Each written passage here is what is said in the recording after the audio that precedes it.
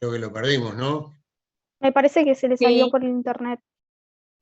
Sí, quedó desconectado. Bueno, les decía entonces, vamos a ver si podemos ir intercalando algún concepto mientras se retoma. Les decía la importancia que tiene, un poco en la misma línea, ¿no?, que Alejandro comentaba, la tentativa. A ver, ¿me voy ya de vuelta? Bueno, adelante, ahora sí, Alejandro, ahora sí. No sé, hoy conspira. Le voy a decir algo para que se rían todos. Este no es mi año, la verdad. No desde el punto de vista académico, sino desde el punto de vista personal. Me ha pasado de todo. Desde la pérdida de mi madre hasta la infección de una operación de cadera, me ha pasado de todo. Así que se me corte la clase, me lo voy a tratar de tomar con. Es la segunda vez que me agarro infección, me lo voy a tomar con otra filosofía. Pero quiero darle mis conocimientos. Le Sí, decía que voy a tratar de hablar despacio. El iter criminis está formado por dos fases. La fase interna, no sé si lo llegaron a escuchar, ideación, deliberación. Ya tenemos la resolución manifestada, la proposición, la conspiración y los actos preparatorios. Vieron que lo que dijo el profesor hace un ratito, todavía no entramos ni siquiera, que es el paso previo a continuar en la tentativa para llegar a la consumación y el agotamiento. Estamos en las primeras etapas. En la fase interna, cuando dijimos de la ideación, de los tres tópicos o tres puntos referidos a la fase interna, la ideación es la que determina el surgimiento de la idea, cuando nace la idea criminal en la mente del sujeto, en la mente del posible delincuente. Nace la idea, piensa. Después hicimos referencia a la deliberación. Aquí ya es surgió esa idea, sino que además él empieza a pensar en los pro y los contra de esa idea que ha surgido, que ha nacido, siendo, uno puede decir que como que se hunde en la conciencia, pero apareciendo ya como probable, como algo probable que poco a poco se vaya afirmando en la mente de ese sujeto para transformarse después en una resolución o determinación criminal. Para que quede claro, primero de la fase interna, la ideación, pienso, nace la idea en la cabecita del sujeto activo, para utilizar términos académicos, o del futuro delincuente. Después dijimos la deliberación, cuando piensa las cosas a favor o en contra, ya empieza a trabajar esa conciencia, piensa y se empieza a afirmar esa idea hasta transformarse en una resolución o determinación criminal. Y ahí cuando tenemos la resolución, que es la tercera fase, o el tercer tópico, o el tercer punto que encontramos en la fase interna. En la resolución, ya el individuo toma definitivamente la decisión de realizar el acto criminal. O sea, ya lo pensó los pros y los contras, y ya ahora decidió lo que se le había ocurrido respecto y había ponderado las ventajas y desventajas, decide la realización. En el derecho penal democrático y liberal, no nos olvidemos señalar, que es muy importante, que no se castigan las ideas o los pensamientos. Hay una máxima, no sé, capaz que me animo a escribírselas acá. Mi hija me dijo que no lo hiciera porque no lo van a ver, pero yo voy a tratar de hacerlo porque me gusta escribirla, una máxima de Ulpiano, que es cogita.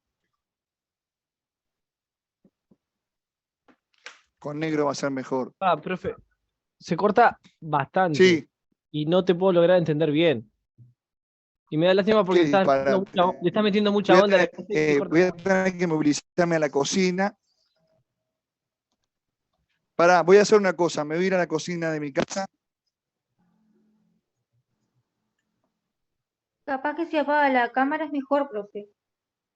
Sí. Ahora no se le escucha. A ver, vamos a esperar un minuto a ver si desde otro lugar de donde está puede tener mejor conectividad.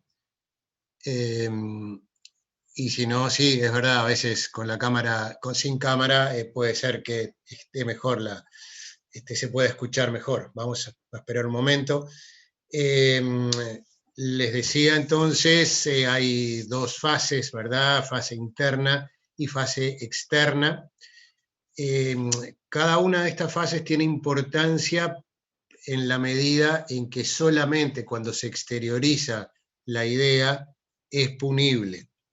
Todo lo anterior, lo que tenga que ver con una resolución interior, lo que tenga que ver con la creación de una idea de delinquir, incluso la deliberación que cada uno hace, eso no es punible. Alejandro, adelante, a ver si ahora podés. No te estamos escuchando, Alejandro, tampoco.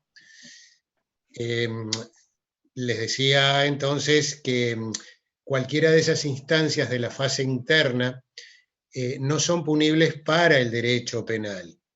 Quizás puedan ser reprochables desde otro lugar, quizás desde la moral o quizás desde la religión, que pena, por ejemplo, los malos pensamientos, ¿sí? Pero no desde el punto de vista punitivo o del derecho penal, que es necesario que se exteriorice esa conducta. A ver, ¿ahí se oye? Sí, ahí sí, Alejandro. Bueno, a ver si es la última vez. Les pido mil disculpas. La no, verdad tranquilo, tranquilo, Alejandro, tranquilo. Ya no, no prendas la cámara porque no se me corta. Prefiero dar la clase igual sin la cámara y tratar de hablar despacio, y cualquier cosa me frenan, o José Luis, tú me decís. Sí, claro, por supuesto. Les había hablado de la fase interna: ideación, deliberación y resolución. Les había explicado ideación, les había explicado un poco de deliberación, y les estaba tratando de escribir una palabra en latín porque me pareció interesante, de Ulpiano, que es cogitationis, va con G, pnoeman, P-O-E-N-A-M, pnoeman nemo patitur, que eso significa nadie sufre pena por su pensamiento, que está en el digesto 48, estamos hablando de la época romana. Mi madre, que en paz descanse, que fue docente de Derecho Romano, estaría contenta que hiciera referencia a los romanos, por lo menos en esto. Sin duda. ¿Qué quiere decir? Que en principio la libertad de pensamiento... ¿Se oye? Sí, se escucha perfecto. ¿José? Sí, se escucha perfecto. ¿Qué quiere decir? Que la libertad de pensamiento es la regla, artículo 10 de la Constitución de la República. Y esto es muy importante decirlo, porque después vamos a ver que, más allá de que en otros casos puedan tomarse ciertas medidas con respecto a determinada clase de delitos, en principio, no se olviden que la libertad de pensamiento es la regla, no se castiga el pensamiento. ¿Tá? No se castiga el pensamiento.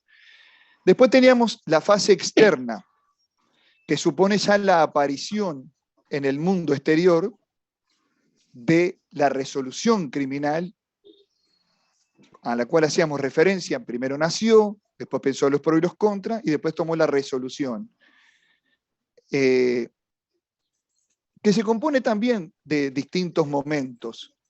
Uno es la resolución manifestada. Voy a ir hasta el súper ahí y compro algo para el camino, ¿les parece? Yo necesito una manzana. Sí, por favor. Hay un micrófono prendido. Sí, por favor, si pueden apagar los micrófonos. Le decía, de los momentos vinculados a la fase externa, que los vuelvo a reiterar, son la resolución manifestada, la proposición, la conspiración y los actos preparatorios, la resolución manifestada supone la comunicación a un tercero de la decisión de carácter criminal que se tomó con anterioridad. O sea, yo le cuento a alguien que pensé en cometer un delito. Es la resolución, esa es la revelación, por eso dije le cuento a alguien, es la revelación a otra persona de un propósito criminal. ¿Se acuerdan todo eso de que lo pensé los pros y los contras? Después llegué a la conclusión. Bueno, ahora empieza la exteriorización. Todo lo anterior estaba en la fase interna y ahora en la fase externa yo voy y le cuento a alguien, hago una mera comunicación de una intencionalidad, una idea de cometer en el futuro un delito. Les pongo un ejemplo. Juan, no tengo nada contra mi amigo Juan Carlos, justo es docente también, pero pongamos cualquier nombre, pero dije Juan porque se me había ocurrido Juan. Juan le dice a su hermano José que para heredar decide darle muerte al tío rico de ambos. ¿Se acuerdan? Ustedes son jóvenes, pero capaz que en la época de José Luis Mía estaba el rico más pato, que tenía varios sobrinos, los Donald. ¿Se acuerdan? Donald, que tiene varios sobrinos. Bueno, Sí, supongamos que ese ejemplo capaz que viene, el río Macpato que nadaba en oro. Bueno, Juan le dice a José que tiene la idea de darle muerte al tío rico de ambos, que no tiene hijos, por lo tanto son los herederos. Imagínense que es comunicarle la idea, comunicarle su propósito criminal, revelarle a otra persona, la mera comunicación. Juan le dice al hermano José, un día X. Pero después pasamos a otra etapa, la etapa siguiente, que es la de proposición. Ya en esta segunda etapa del iter criminis, de la fase externa, supone no solo compartir la idea criminal con un tercero, Juan con su hermano José, sino proponerle alguna forma de coparticipación en el acto programado, en lo que pensó hacer. Entonces, ahí no nos olvidemos, yo siempre les digo, muchachos, que podemos hablar de doctrina y jurisprudencia, pero muchas cosas están en el código. A veces leyendo el código uno las entiende, porque yo tengo que siempre mencionarles el artículo 7. La proposición está definida en el artículo 7, inciso 3 de nuestro Código Penal, dice cuando el que ha resuelto cometer el delito propone su ejecución a otra u otras personas. ¿Vieron lo que le dije? Cuando el sujeto le propone de alguna forma la coparticipación del acto al otro. En el ejemplo de Juan y José, los dos hermanos, además de comunicarle la resolución manifestada, y ya vamos vinculando, primera fase de resolución manifestada, está en la segunda la proposición, le dice a su hermano que actúe con él para matar al tío.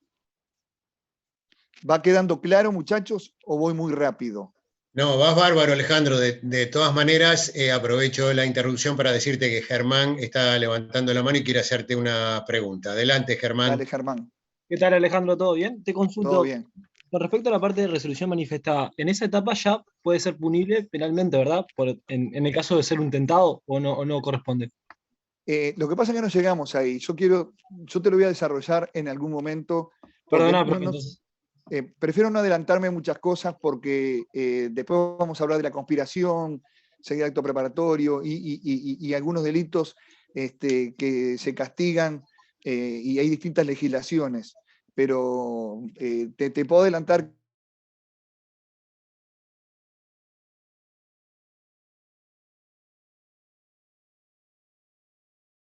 que no habría ningún inconveniente, en principio. Te lo aclaro, desde ahora te la dejo picando así, no te vas de la clase. Te agradezco, profe, muy amable. Por favor. Sigo. Entonces, teníamos la resolución manifestada, le comuniqué, o en este caso Juan le dijo a José de la idea de matar al tío para heredarlo, después le propone participar, que es la proposición, y después tenemos la conspiración, ¿tá? Que es cuando dos o más personas se conciertan para la ejecución de un delito. Y ahí vuelvo de vuelta a recordarles el artículo 7 del Código Penal, pero en vez del inciso tercero, que habla de la proposición, la conspiración está en el inciso segundo. Los hermanos aquí se confabulan para matar, deciden el medio a emplear, distribuyen los roles, desarrollan un plan. Ya estamos un poquitito más avanzados. Ya no es la idea, la resolución manifestada, no es la proposición, vamos a hacerlo juntos, ¿qué te parece? Sino es, bueno, ¿cómo lo vamos a matar? ¿Qué usamos? ¿Un revólver, un cuchillo, lo ahorcamos, usamos veneno? ¿Le prendemos fuego a la casa? Perdonen los términos algunos poco académicos. Y se distribuyen los roles, ¿qué va a hacer cada uno? Desarrollan un plan. ¿Tá? Y después tenemos la etapa de los actos preparatorios, que existen cuando el designio criminal se concreta por actos externos previos a la ejecución del delito. Artículo 7º, numeral 4. Vieron que está todo en el artículo 7º. Hasta ahora no he salido del artículo 7º del Código Penal. La conspiración, ¿qué es lo que significa? Para que se entienda. Supone por parte de una o más personas la aceptación de la proposición que alguno de ellos hizo, que alguno tiró la idea, que alguno formuló, de forma y modo que entre todos, dos o más, se conciertan para desarrollar un delito determinado.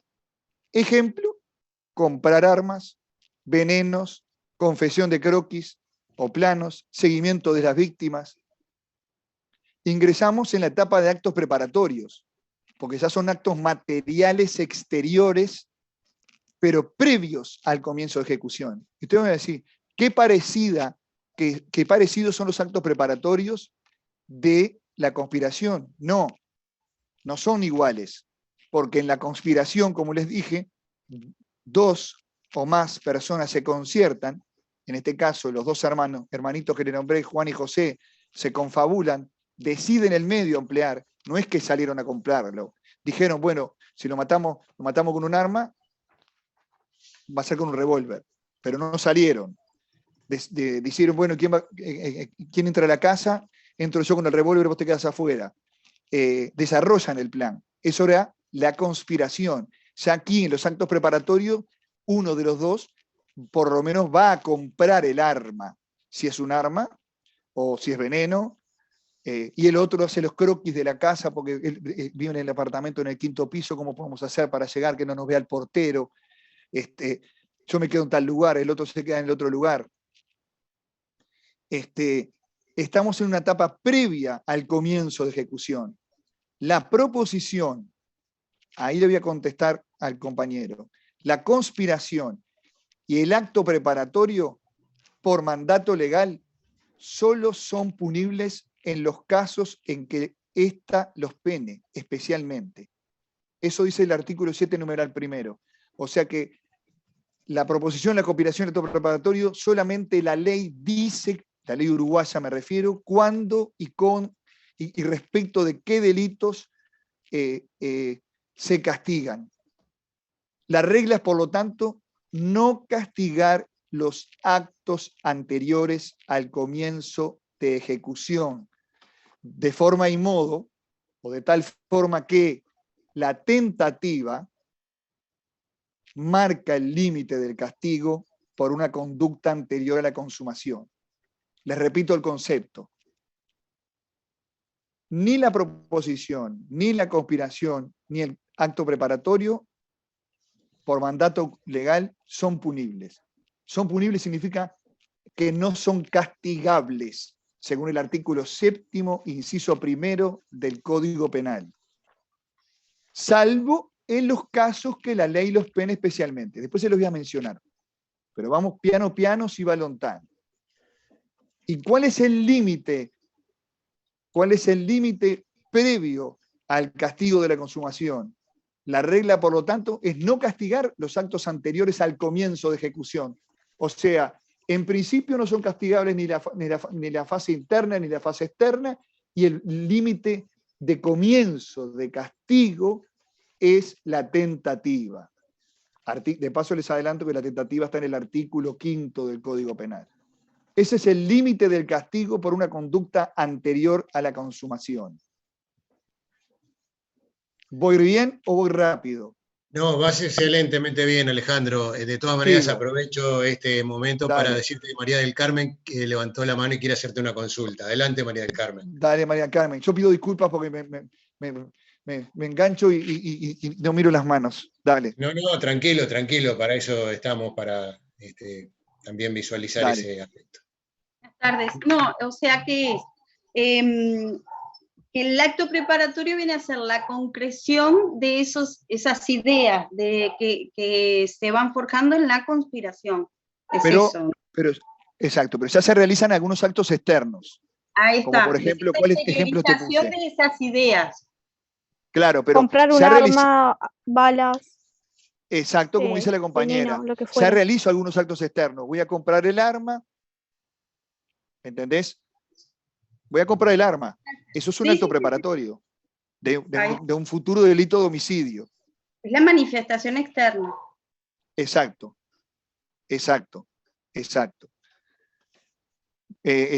¿Satisfecha, María Carmen? Sí, muchas gracias. De nada. Bueno, la punición de los actos anteriores al comienzo de ejecución, según el derecho penal uruguayo, debería ser absolutamente excepcional. No nos olvidemos que estamos ante un derecho liberal democrático. ¿Qué significa esto? Que debería ser absolutamente excepcional como homenaje a ¿qué? A lo que les dije al principio, a la libertad de pensamiento, consagrada ¿dónde? En Derecho Nacional, en la Constitución de la República y en todos los tratados internacionales aprobados por nuestro país que ingresan por los artículos 72 y 332 de la Constitución. Y además porque hay muy fuertes razones de política criminal que aconsejan dar la posibilidad al sujeto de retirarse de la faena que se encuentra involucrado con anterioridad de causar un daño al bien jurídico de que se trata. O sea, se le da como la posibilidad, a pesar de que pensó, maquinó, le nació la idea, después la exteriorizó, hasta el acto preparatorio me refiero, de que el sujeto no continúe con ese designio criminal. Estamos frente a un problema de política criminal, lo que significa, o digamos que se trata de la cuestión de determinar hasta dónde quiere el legislador extender la protección de los bienes jurídicos. O si no se los digo de otra manera, ¿cuál es el grado de objetivación de la intención que se requiere por parte del legislador para imponer una sanción de carácter penal? En algunos casos, como excepción a la regla y por la importancia de los bienes jurídicos, el legislador optó por castigar todas estas etapas anteriores al comienzo de ejecución y lo hizo penando la proposición, la conspiración y la conspiración seguida de actos preparatorios con penas de penitenciaría en los delitos contra la patria, artículo 137. En los 3 momentos, también se castigan estos mismos 3 momentos en el caso de atentado contra la vida del presidente de la República, artículo 146 del Código Penal. Repito, el ejemplo anterior que les puse, delitos contra la patria, artículo 137. En este nuevo ejemplo que les pongo, que se castigan estos 3 actos, la proposición, la conspiración y la conspiración seguida de actos preparatorios en el atentado contra la vida del presidente de la República. Pero, por ejemplo, solo se penan la conspiración y el acto preparatorio en los delitos de rebelión, artículo 146.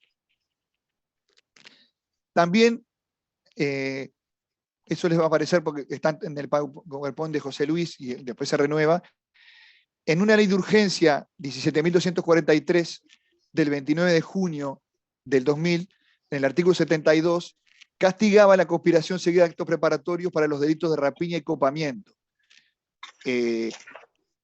Esa ley del 2000 después fue modificada en el 2005 por la Ley de Humanización Carcelaria 17.897. Pero también ahí el legislador en un momento pretendió castigar los actos preparatorios para los delitos de rapiña y copamiento. Hoy no existe eso, porque está derogado y no se volvió a reimplantar. Pero no nos quedamos acá, porque también tenemos otro ejemplo de castigo del acto preparatorio. En el acto preparatorio de los delitos de drogas, o si quieren el término sustancias estupefacientes o psicotrópicas, se castiga con una pena derivada de la que correspondería al delito consumado.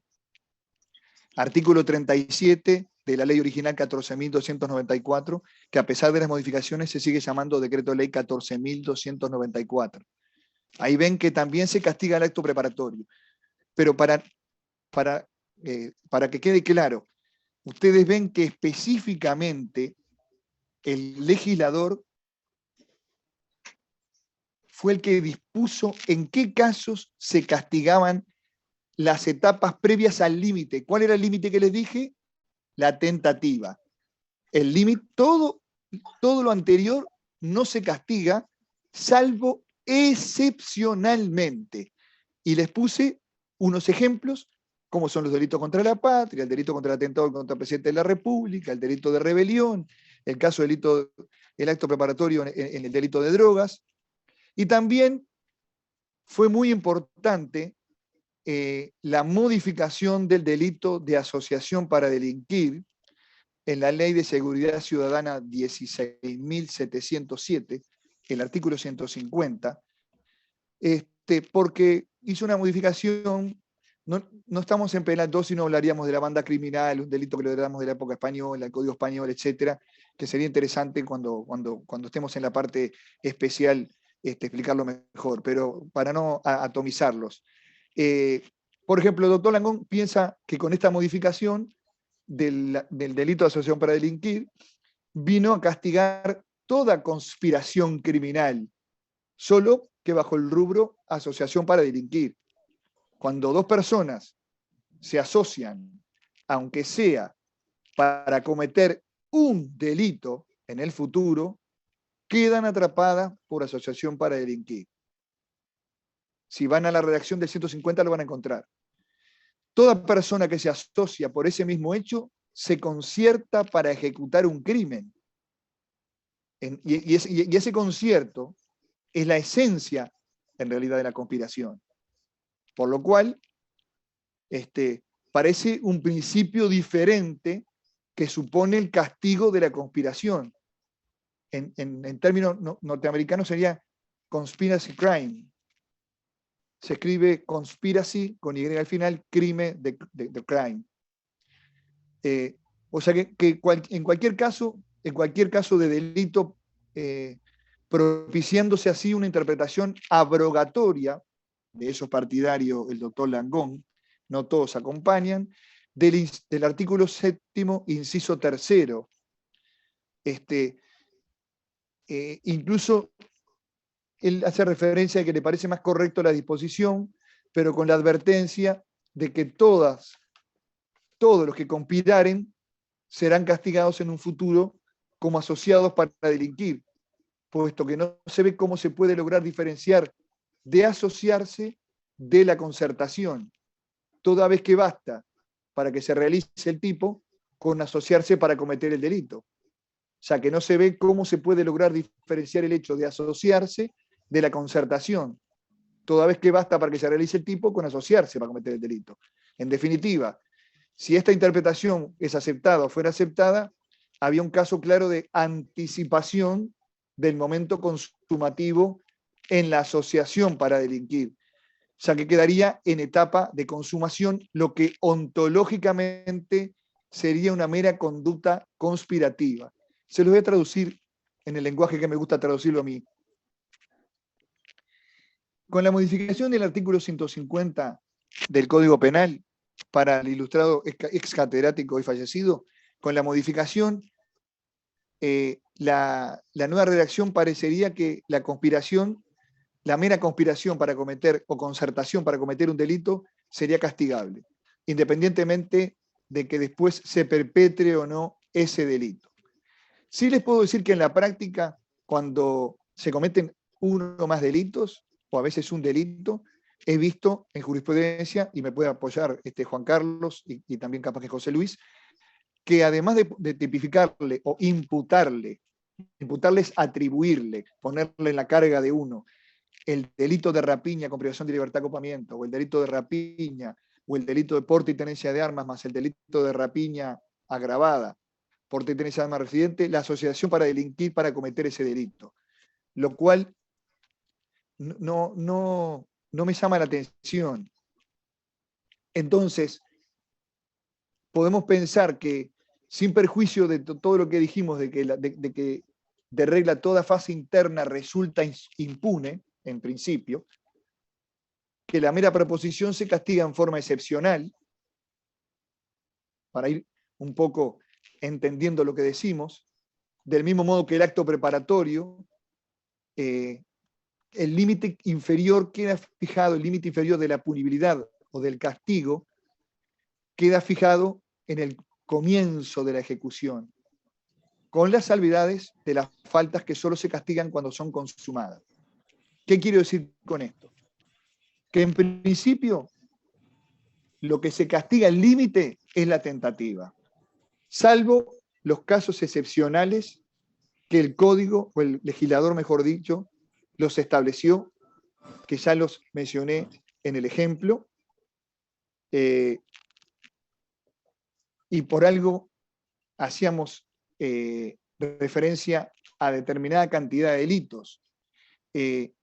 Pero igual aprovecho el PowerPoint de José Luis porque iba a ir a eso y ahora veo que está puesto ahí, me parece fantástico, las diferencias entre la conspiración y la asociación para delinquir.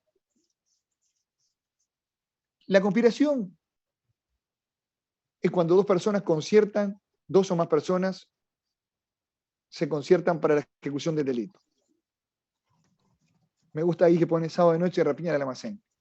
Yo había pensado en un hurto, pero bueno, el ejemplo que yo tenía.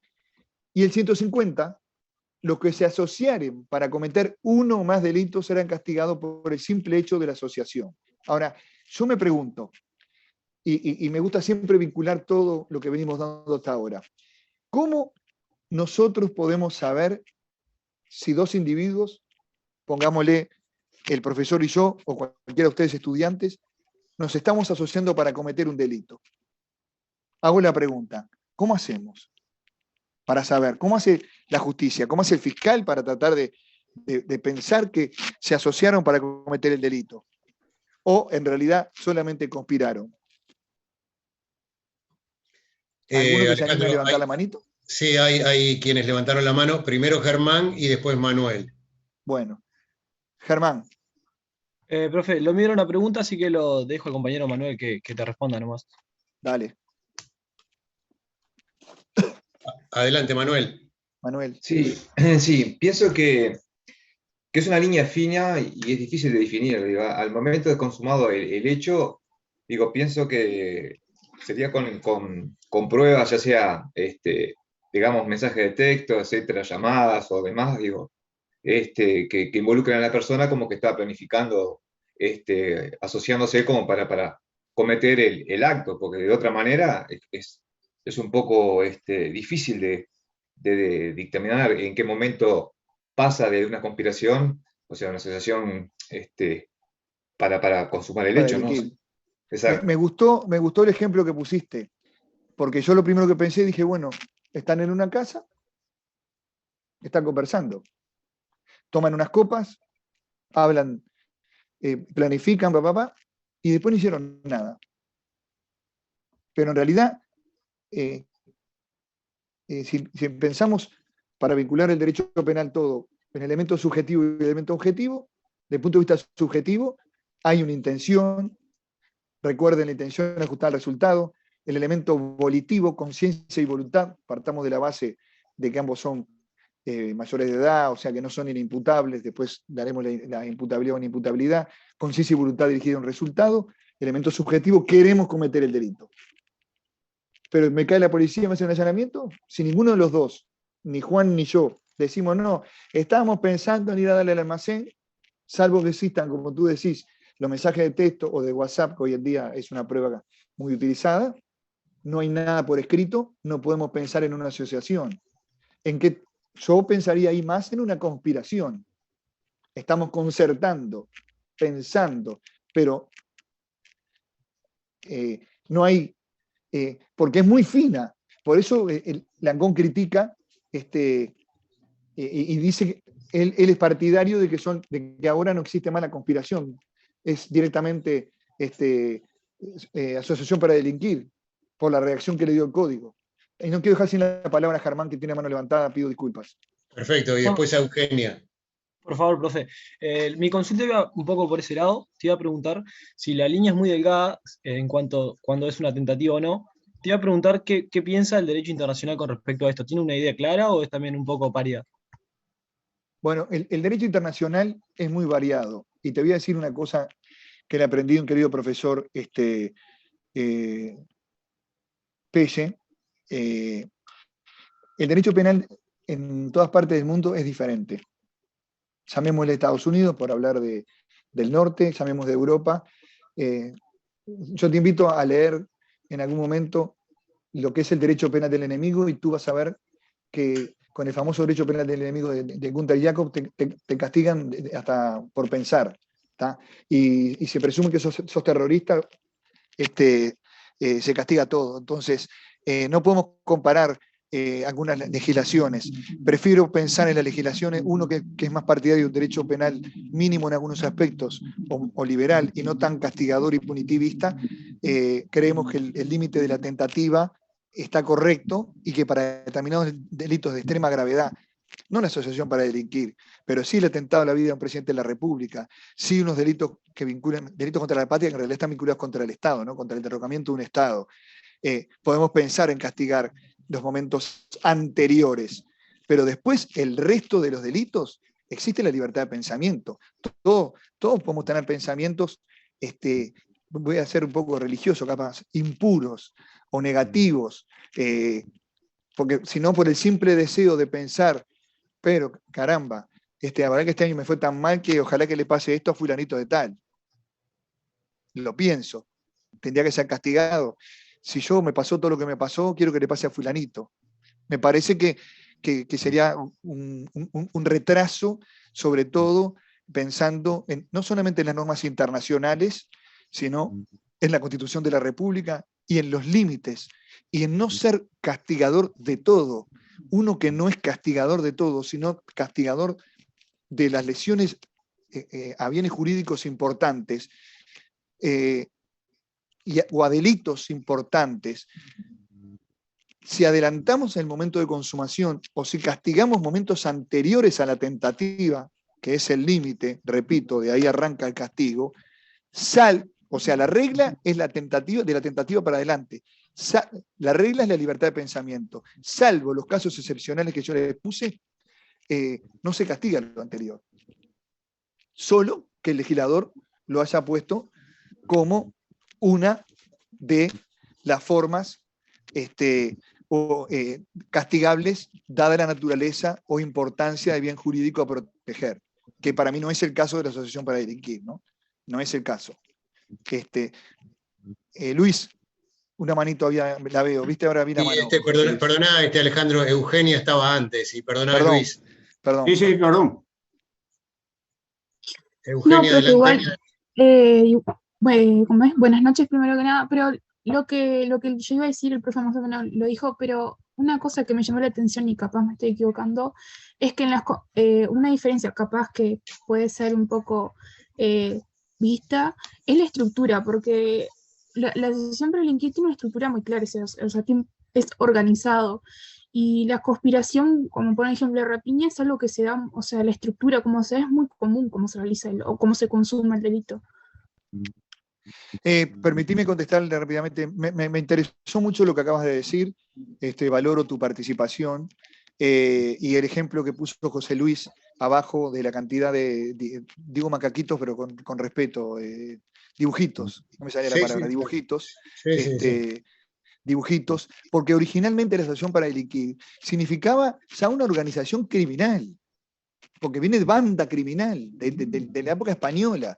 Que se haya modificado la redacción no significa la historia anterior del delito en la legislación uruguaya. Ya no le hablo del Código del 34 de 1934 de Violeta Goyena, sino del de 1889, que es el anterior, el Código de Instrucción Criminal. Me pareció interesante tu aporte. Luis creo que estaba ahora, ¿no? José. Sí, adelante, Luis, adelante. Sí, ¿qué tal? Buenas noches, profesor, buenas noches para todos.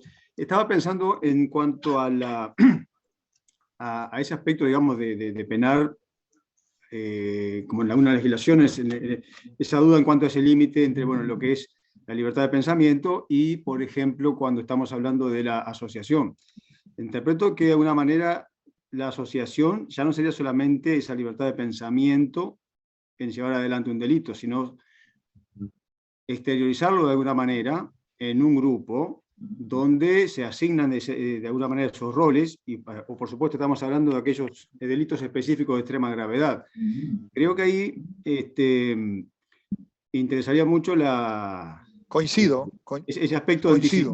de anticipar, ¿por qué? Porque por la misma gravedad del hecho, de alguna manera se convierte en una actividad preventiva, ¿no? Supongamos que se organiza para decir, bueno, fulano transporta, supongamos, un tipo de ataque a alguna personalidad política, a algún bien del Estado, dejando de lado la finalidad, que tenga o no que ver alguna caracterización o de terrorismo o no, pero ese mero hecho de asociarse ya de esa manera, de alguna manera debería, o por lo menos se entendería punible, desde el punto de vista de preventivo, por lo menos por la gravedad del acto, ¿no? Es decir, claro, pero ya ahí, yo en eso coincido contigo, Luis, porque ya no estamos en una conspiración.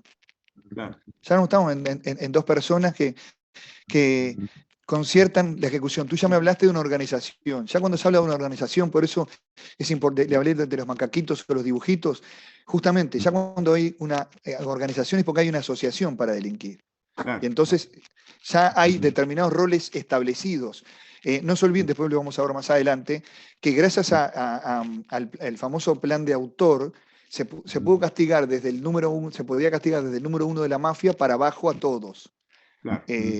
Y voy a poner los dos ejemplos para quedar en el medio y no herir ninguna susceptibilidad.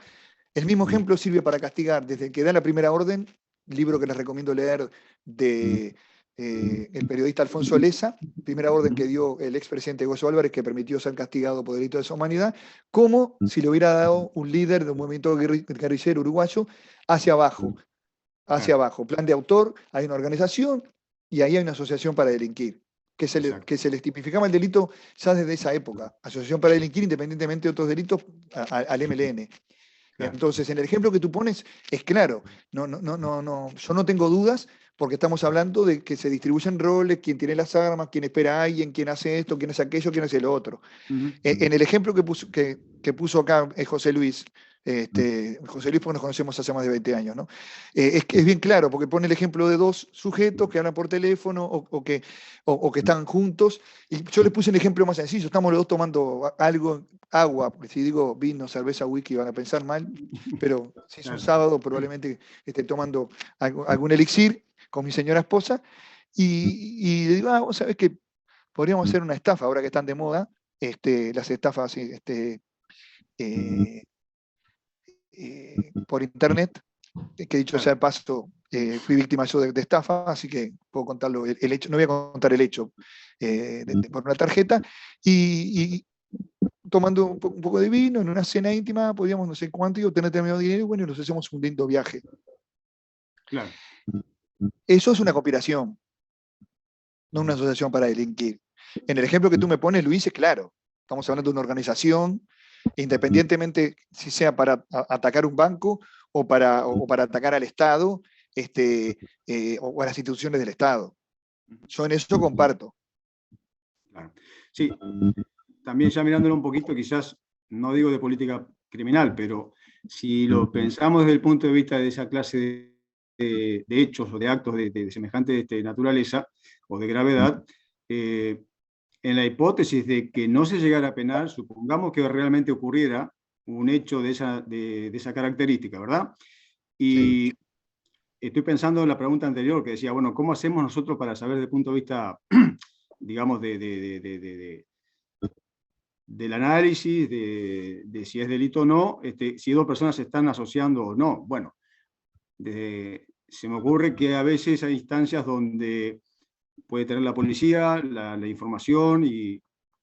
bueno, la prueba es muy decisión, importante. La decisión la prueba del fiscal es importante. De intervenir, por ejemplo, sobre una persona o más de una, donde se utilicen técnicas de investigación y, digamos, de análisis, de tema de recolección de evidencia, digamos, por comunicaciones y demás, que determinan que esas personas se están asociando para llevar adelante algo. Si eso no bueno, pero ahí tú ya me estás dando mucha información interesante que ya vincula a los sujetos que haces participar a una asociación para delinquir. ¿Por qué? Porque un fiscal autorizó escuchas telefónicas, entonces tenemos escuchas telefónicas donde Pedro le dice a Luis, le dice a Juan, vamos a hacer tal cosa, vamos a juntarnos en tal lugar, en tal boliche o en tal lugar, y hay distintas comunicaciones, conexiones, qué es lo que van a hacer, ya es un poco más desarrollado, ya estamos hablando. Y si se tratara, repito, si se tratara de delitos contra la patria y contra la rebelión, ya hace muchos años que se castigan, no es de ahora, es de 1934. Para tener claro, ¿no? Porque yo cuando leí asociación para delinquir, sí, se les tipificaba en la época del 60, 70, pero los otros delitos también ya existían. Ya existían el delito de rebelión y atentado contra el presidente de la República, los delitos contra la patria, quiere decir que eran castigables. Quizás en la época que tú te puedas hacer referencia, era más difícil de obtener probanzas, se harían otro tipo de vigilancias, de seguimientos. Hoy están las escuchas telefónicas, las interceptaciones telefónicas, que se hacen con autorización, porque si no, se incurre en el delito de pesquisa, artículo 287 del Código Penal, no nos olvidemos, eso es muy importante. Si no tienen autorización, fiscal, juez o juez, estamos ante un delito de pesquisa. Quiere decir que la policía, para actuar amparada bajo la ley policial y amparada bajo las leyes, solicita la autorización para poder llevar a cabo esas ciertas medidas que tú le has llamado correctamente preventivas, porque muchas veces desenmascaran una asociación y evitan la comisión de un delito más grave. Quizás en ese momento se le pueda tipificar asociación para delinquir o actos preparatorios o de conspiración, si estamos hablando de una rebelión o delito contra la patria. Pero por lo menos es asociación para delinquir. Sí, por supuesto.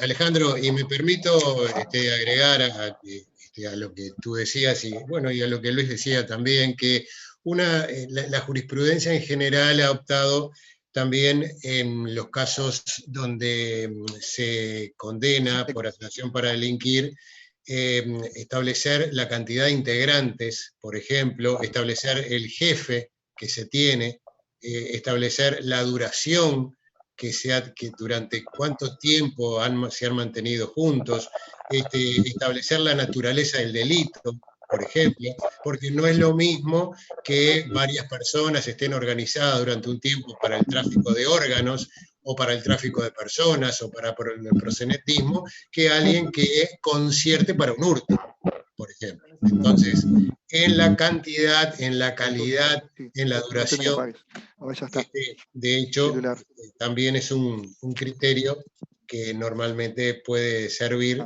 para poder diferenciar una cosa de la otra. En definitiva, mira, la cuestión es que la asociación, en este caso, es para delinquir, pero no hay mucha diferencia con las demás asociaciones, salvo que, desde luego, el aspecto legal, porque si hay una asociación deportiva, hay una asociación civil, las características son las mismas en cuanto a la estructura, la cantidad de socios, que siempre hay un directorio, que siempre hay alguien que da la orden o que establece los criterios de funcionamiento, etc. La diferencia está en la legalidad de algunas asociaciones y en la ilegalidad de aquella que se forma para delinquir. ¿Se me escucha a mí? Sí, no, por favor. Adelante, Alejandro. No, porque se me había entrecortado recién y le pedí vuelta de ayuda a mi hija. Si no hay alguna otra pregunta, pasamos al límite que tanto he hecho referencia, que es la tentativa, a partir del momento en que se debe castigar. Los otros ejemplos que le pusimos no eran castigables.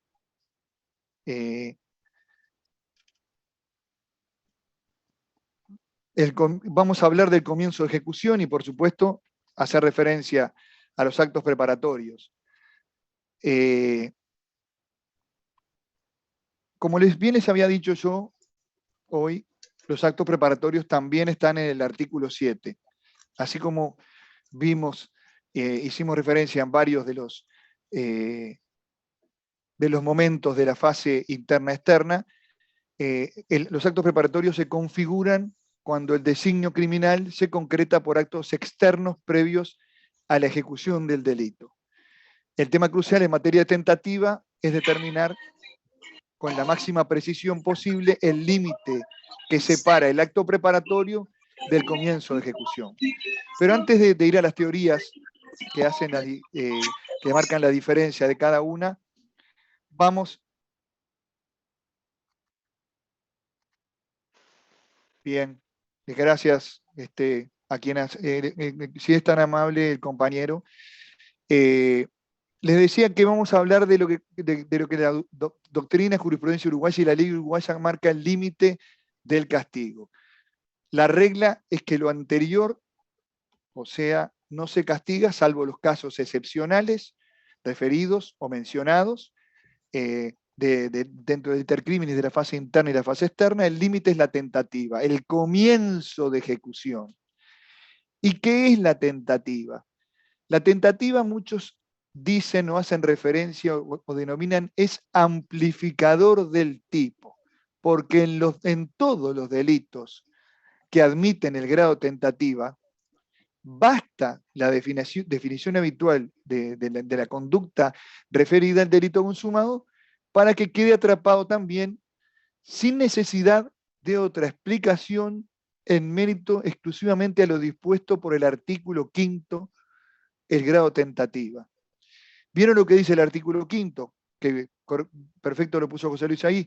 Es punible el que empieza la ejecución de un delito por actos externos, y no realiza todos los que exigen su consumación por causas independientes a su voluntad. Pues, entonces, como consecuencia de esto, podemos decir que los delitos por regla se castigan también en grado de tentativa. O sea que la tentativa es en principio... Por favor, hay un micrófono abierto. El micrófono es Orsina, creo que era Orsina. Les decía que podemos decir que la regla, en principio de regla, se castigan también todos los delitos en grado tentativa. En principio es aplicable la tentativa en la figura criminal que admita el fraccionamiento en el accionar humano. Cuando hablo de fraccionamiento es poder cortar, para que quede claro, subdividir la conducta. Eso es poder fraccionar. Fraccionar algo, cuando cortamos una banana la estamos fraccionando. Entonces, la tentativa, ¿qué es la tentativa? Es una forma imperfecta de realización del tipo, que se castiga de principio. Tiene también una penalidad expresamente establecida por la ley penal, en el artículo 87. Yo siempre me acuerdo que me aprendí de memoria, sin buscarlo, la tentativa, ustedes acuérdense, muchachos, los que ejerzan, que la tentativa arranca la pena 1/3, pudiendo elevarse a la mitad o a las 2/3 partes, dada la gravedad del ilícito. Perdón si hablo rápido. 1/3 pudiendo elevarse a la mitad o a las 2/3 partes. ¿De qué? Del delito consumado. Entonces, les voy a poner este ejemplo para que ustedes entiendan lo que es la penalidad o cómo se castiga la tentativa. El delito de rapiña previsto en el artículo 344 del Código Penal, que habla de el que con violencia o amenaza sustrajere cosa ajena mueble a su tenedor para aprovecharse, etcétera, etcétera. En el artículo 87, 1/3 de los 48 meses, que son los 4 años, sería la pena mínima de la tentativa. O sea, que uno podría pelearle al fiscal una pena mínima de 16 meses. Por más que después van a ver que las distintas reformas en muchos de los delitos han establecido penas mínimas de tentativa ya fijas o establecidas. Les puse ese ejemplo de la época mía de la práctica. Entonces yo decía, bueno, 16 meses. Y si se es agravada, porque se elevan un tercio, yendo al artículo 341, numeral segundo, que el 344 hace referencia al 341 y remite a las agravantes que están allí. Entonces, 2 o más personas o de la utilización de armas, uno puede elevar en un tercio. ¿Un tercio de cuánto? Del mínimo. El mínimo de 4 años, ¿cuántos son? 48, dijimos que eran 16. 16 meses más 48 nos da 5 años y 4 meses, que traducido en meses son, si la memoria no me falla, 64 meses. Entonces uno decía que la pena mínima de una rapiña especialmente agravada eran 21 meses y medio, mínima, un tercio. De ahí para arriba, 2 tercios, pudiendo llevarse hasta las 2/3 partes, quiere decir que podía llegar hasta casi el guarismo de la mínima, casi 4 años. ¿Por qué les digo todo esto? Porque en principio, según dicho artículo 87, el delito tentado va a ser castigado con la 3ª parte de la pena que le correspondería al delito consumado, pudiendo elevarse hasta la mitad, según la gravedad del hecho y la peligrosidad de la gente. Acá me acuerdo nuevamente de mi querido amigo, el profesor doctor Eduardo Pelle, también defensor de oficio, como yo, que sigo siendo, aunque estoy trabajando como asesor del comisionado Petit, que decía, muchas veces me preocupa el peligrosímetro de algunos fiscales y el peligrosímetro de los jueces, porque es subjetivo. ¿Cuándo vamos a entender que un sujeto es peligroso y otro no? ¿Quién establece la peligrosidad? Pero bueno, así lo quiso el codificador y el legislador no lo ha modificado. Tiene mucha importancia para la fijación de la pena de la tentativa, o también podemos utilizar el término de conato, la determinación expresa del delito que se trata de cometer, o que se trataba de cometer, porque se trata de una pena derivada, repito, pena derivada del delito principal, no habiéndose establecido una pena automática para ello. Más allá de lo que yo ya les dije, que en muchos casos se han establecido ya directamente una pena para el delito tentado. No quiero nombrar ningún delito en particular, pero hay delitos que dicen que la pena, el delito consumado es tanto, y cuando la pena de tentativa, la pena mínima es 2 años de penitenciaría.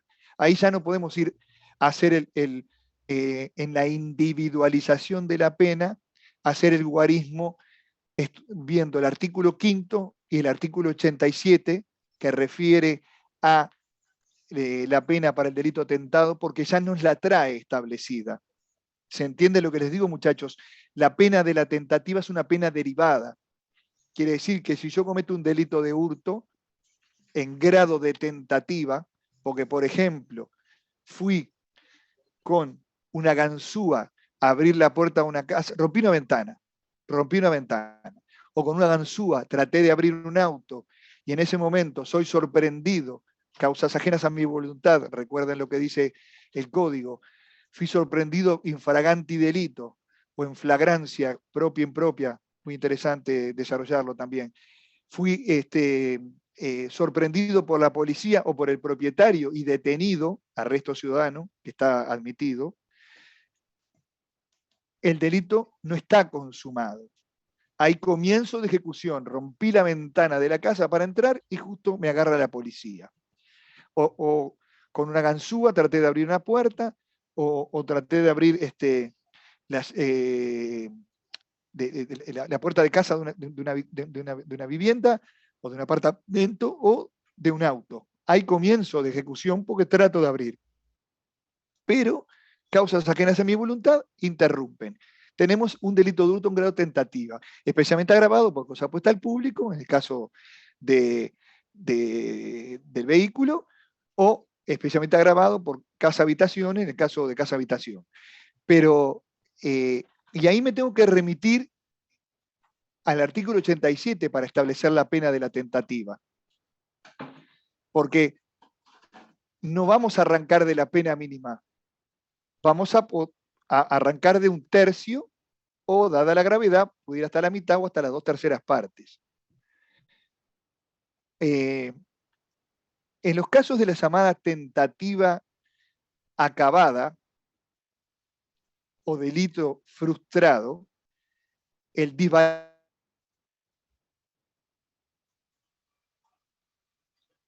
Se cortó, ¿verdad? valor de acción de la figura consumada. Hola, ¿se oye, José Luis? Ahora sí, ahora sí. ¿Se escuchó lo anterior que les puse el ejemplo del hurto de la casa y del Sí, auto? hasta ahí se escuchó perfectamente bien, Alejandro. Está, bueno.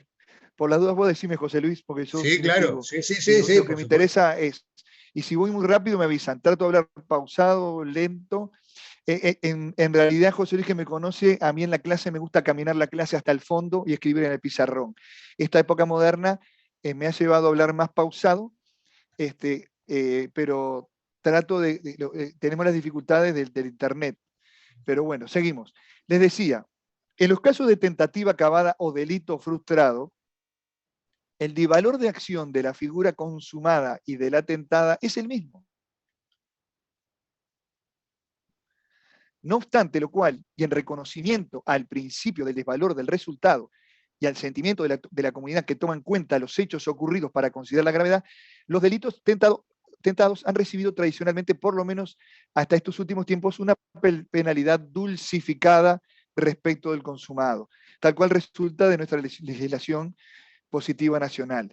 En situaciones específicas o especiales, como el tráfico de drogas ilícitas, que hoy les dije, artículo 37, el legislador parificó o igualó la pena de la tentativa a la del delito consumado.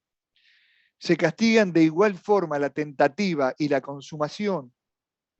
Los actos que la doctrina denomina de tentativa, voy a hablar despacio porque empecé a hablar rápido. Los actos que la doctrina moderna hoy denomina tentativa inidónea son los que surgen del inciso 3 del artículo 5 de nuestro Código Penal, conocidos como delito imposible, declarándose la extensión de pena cuando los actos sean inadecuados para cometer el delito, ya sea porque el fin que se propone la gente es absolutamente imposible, como dar muerte a un cadáver, o porque resultan absolutamente inidóneos los medios puestos en práctica por el delincuente.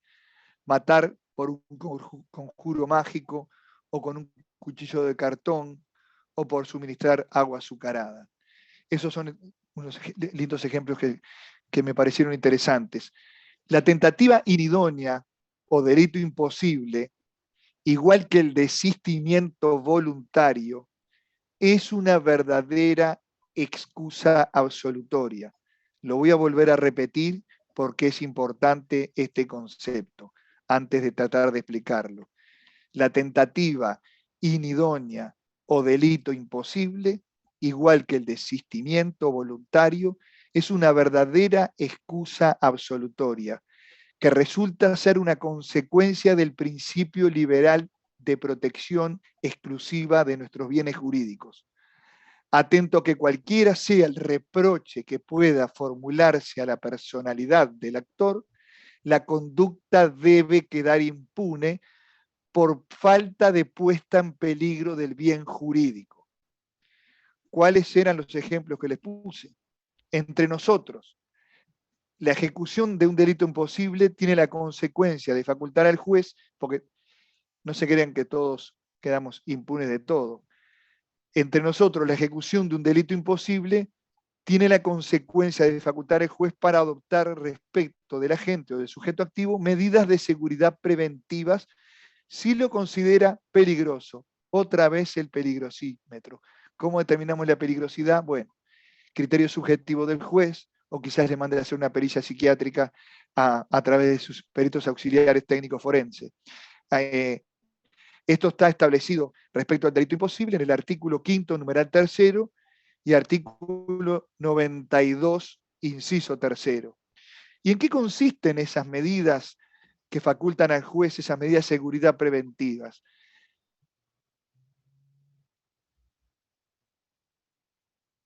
en la caución de no ofender.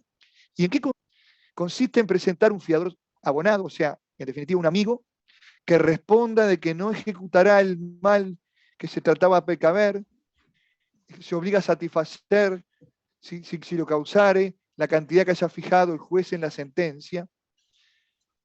O sea, yo le salgo de fiador abonado, significa que yo, en la caución de no ofender, en caso de que a mi amigo Juan se le ocurra cometer el delito, porque lo que hizo fue un delito imposible, ¿no? Se le ocurre en definitiva, en vez de agarrar un cuchillo de cartón, agarrar un cuchillo verdadero, ir hasta la casa, y el juez fija, según su prudente arbitrio, la fianza y la duración.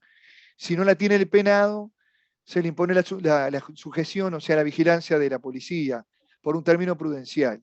Y la caución de no ofender es la de declarar el lugar en donde va a fijar su residencia, o sea, decir en qué domicilio va a estar, no mudarse sin avisarle al juez, y adoptar industria, oficio, profesión, si no tiene medios propios y conocido subsistencia.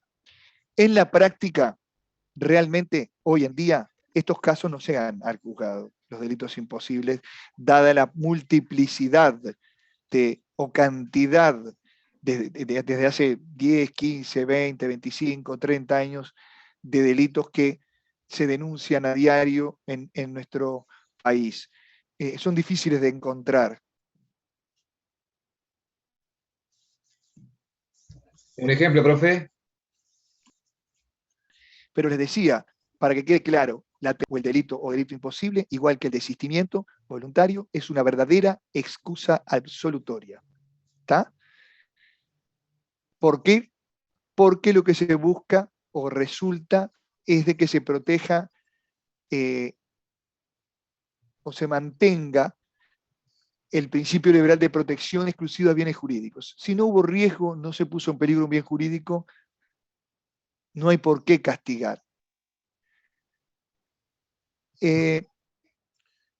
Alejandro, aprovecho. ¿Alguna pregunta, alguna duda? Sí, Dale. Justamente, mira, porque hay dos estudiantes que pusiste están levantando la mano, PowerPoint. Mario primero. Dale. Y Miguel después. Y también aprovecho para decirte que ya prácticamente que estamos al final de la clase, faltan 6 minutos, así que capaz que después de estas intervenciones, o quienes quieran hacerlo, también pueden sumarse, capaz que podríamos por ahí hacer un compás de espera y continuar en la otra, ¿no, Alejandro? Si a ti te parece bien. De lo que a ti te parezca bien, a mí me parece bien. Igual les aclaro a los alumnos. Vamos a darle Yo la palabra. Espero estar pronto. Perfecto. Vamos a darle la palabra a Mario primero y a Miguel después, porque yo los veo en esa orden, ¿no? Capaz que lo hicieron en otro momento. Adelante, Mario. Sí, puede ser. Profe, una pregunta, me quedo pensando que dice que es difícil la pesquisa y que es difícil llevar a cabo las medidas que son preventivas cuando ocurren estos casos de delitos imposibles, porque son tantos por la cantidad o porque son difíciles después de tener un seguimiento para saber si no los van a volver a cometer. Bueno, no sé si ya claro, la pesquisa es una cosa que es realizar... ¿Qué pasó? La pesquisa es una cosa diferente, que es un delito establecido, que es cuando la policía realiza allanamiento o inspecciones corporales sin autorización judicial. Buscalo en el código, lo vas a encontrar. Es cuando yo entro a tu domicilio, a tu casa, y sin orden judicial, orden de allanamiento, que tiene que ser librada por juez competente según la Constitución de la República. Son cosas distintas. Eso es lo primero que te quiero aclarar. Lo segundo, discúlpame, no es que sea difícil de encontrar. Lo que dije que es difícil de encontrar, pero pueden ocurrir. La cantidad, de repente, cuando se hablaba de que era mucha la cantidad y que era difícil. No, pero cantidad de delitos, porque en realidad, si tú buscas, no sé, de la época de Paternay o antes, no me acuerdo cómo se llama el organismo que analiza de política criminal la denuncia de delitos. Hay personas que no denuncian delitos, y sin embargo hay un montón de delitos. Terminan siendo una tentativa y en eso son las cantidades que hay. No terminan de ser consumados. Pero tentativos y consumados sí se persiguen. Yo me refería a los delitos imposibles, a la tentativa inidónea, al delito imposible. Los imposibles sí son, claro, pero aparte son pocas las excepciones. de encontrar en la práctica. ¿Entiendes? Claro, Que le en la dice un práctica. fiscal por teléfono, mire, en la práctica, que el policía le diga, no, Alejandro, me refiero a mí mismo, ¿no? Alejandro, con un cuchillo cartón, quiso matar a la hermana, lo primero que piensan, que tiene problemas de salud mental, Alejandro. Sí, Con un claro. cuchillo cartón, una persona que razona sabe que es difícil dar muerte, es un delito imposible. ¿Está? Sí, Te pongo pero ese ejemplo. para que no vuelva a pensar en eso y que no lo mejore o que piense Le para llegar a impone, un mejor le impone, fin, si le le comunica, imponen después una le puede medida poner. preventiva Entonces, ¿qué hace el juez? para que piense. El fiscal le dice, bueno, vamos a hacer una cosa. Durante una semana o 10 días aparezcan una vez, cada 15 días en la semana. A veces ni lo llevan al juzgado. Pero digan, bueno, denle una vueltita, golpeen la puerta, pregúntenle a la hermana ahí cómo se está portando Alejandro. Yo tengo una hermana, no vivo con mi hermana. Pero Que siga por aclaro el que buen tengo hermana. camino. Pero entonces golpean la puerta, le preguntan, no, fue ese día que estaba mal, no tomó la medicación, le hizo mal, yo qué sé. ¿Me entendés? Lo que Sí, quise sí, decir le es que entendí. no se ven tanto en la práctica, no que no existan. ¿Está? No, quedó claro. Gracias, profe. No, Miguel, por favor. Georgina está levantada la Mario, mano. sí, perdón, en el orden que yo tengo acá es Miguel primero. Perfecto, Pero sí, Miguel, si le querés, damos a Georgina para que conteste, para que pregunte, como tú digas.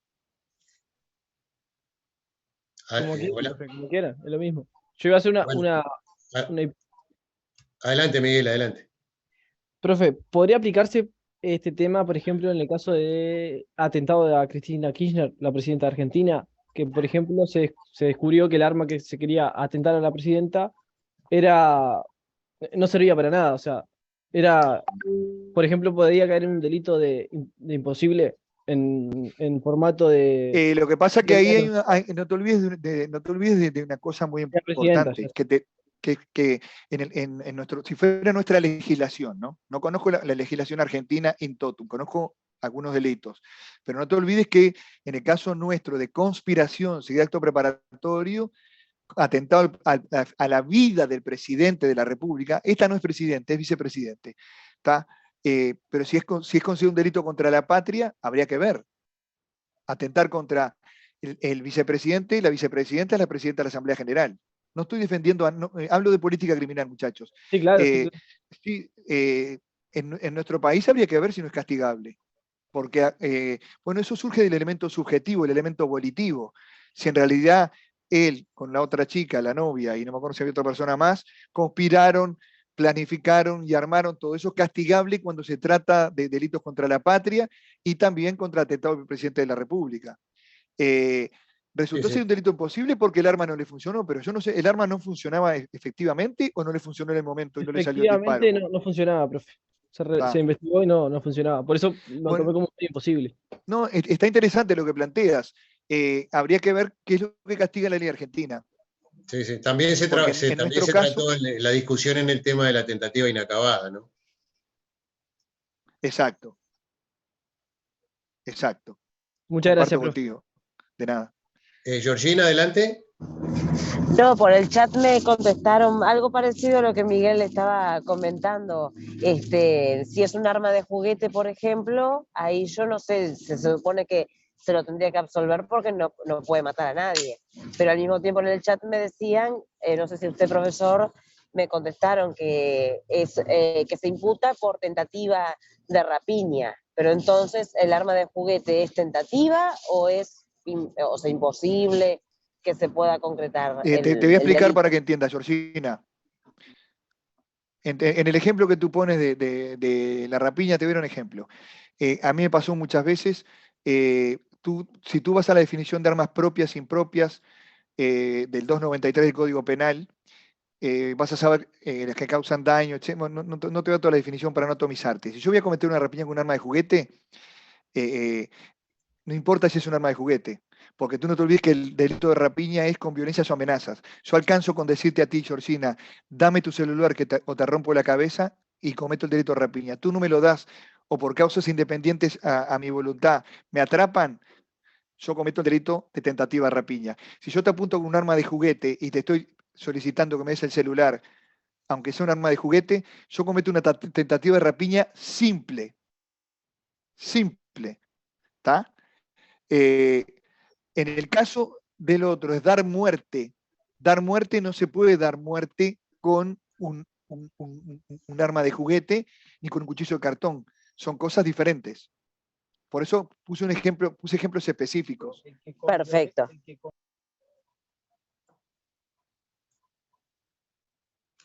Bien.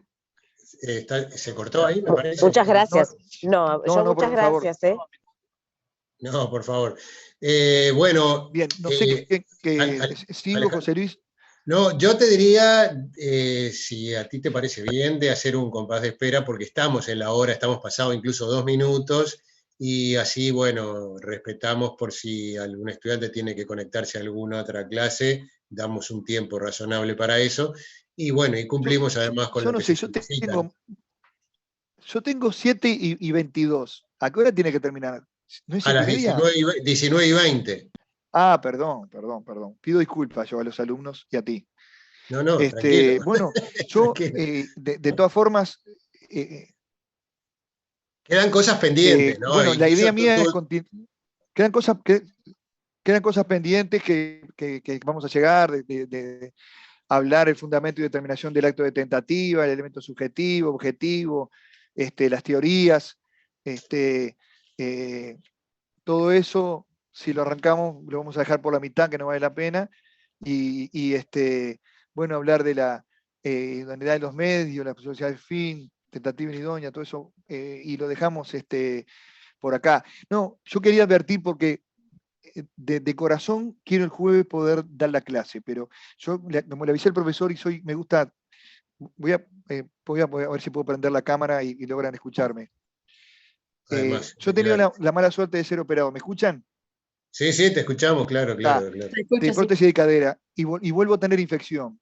El viernes, sábado hice fiebre, y estoy tomando antibióticos, y me consigo una hora para el traumatólogo a las 3 de la tarde, donde me manden a hacer el análisis.